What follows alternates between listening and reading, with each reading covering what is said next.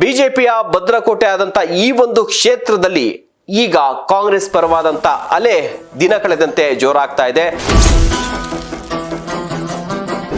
ಇಲ್ಲಿನ ಕಾಂಗ್ರೆಸ್ನ ಅಭ್ಯರ್ಥಿ ರಾಜೀವ್ ಗೌಡ, ಬಿಜೆಪಿಯ ಅಭ್ಯರ್ಥಿ ಕೇಂದ್ರ ಸಚಿವೆ ಶೋಭಾ ಕರಂದ್ಲಾಜೆ.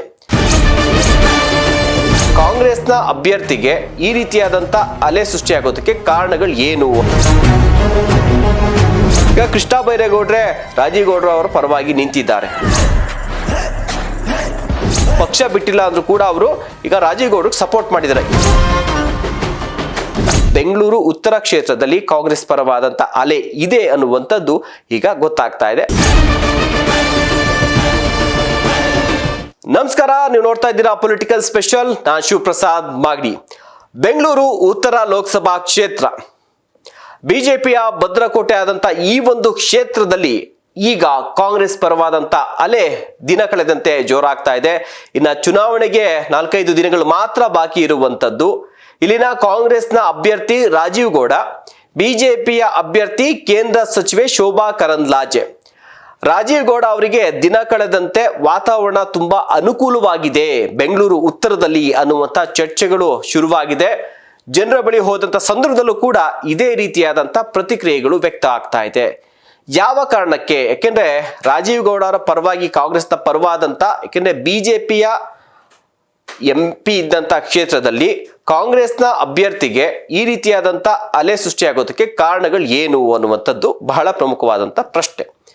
ಕಾರಣ ನಂಬರ್ 1, ಈಗ ನೋಡಿ, ಒಟ್ಟು 8 ವಿಧಾನಸಭಾ ಕ್ಷೇತ್ರಗಳು ಈ ಒಂದು ಬೆಂಗಳೂರು ಉತ್ತರಕ್ಕೆ ಬರುತ್ತೆ.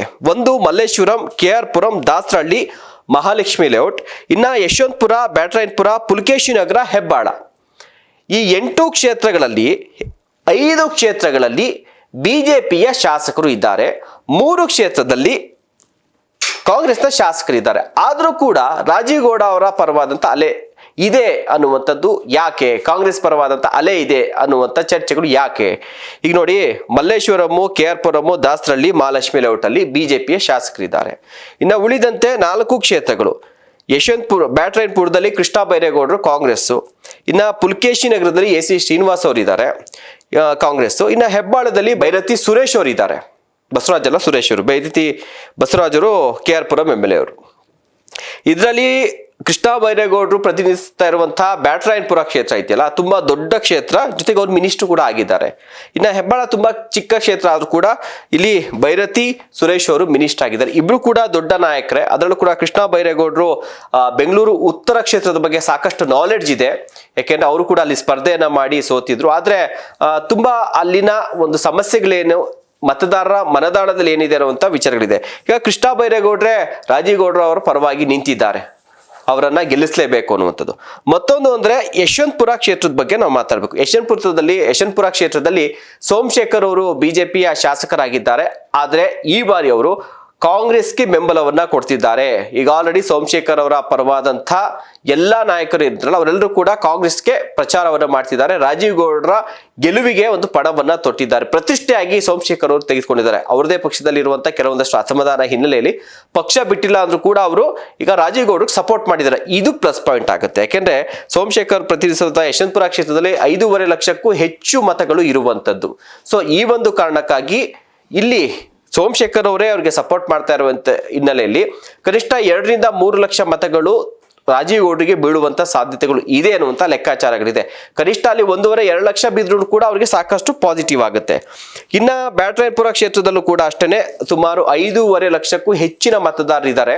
ಸೊ ಅಲ್ಲೂ ಕೂಡ ಇವರಿಗೆ 2-3 ಲಕ್ಷ ಮತಗಳು ಬೀಳುವಂತ ಸಾಧ್ಯತೆಗಳು ಇದೆ ಎನ್ನುವಂಥದ್ದು.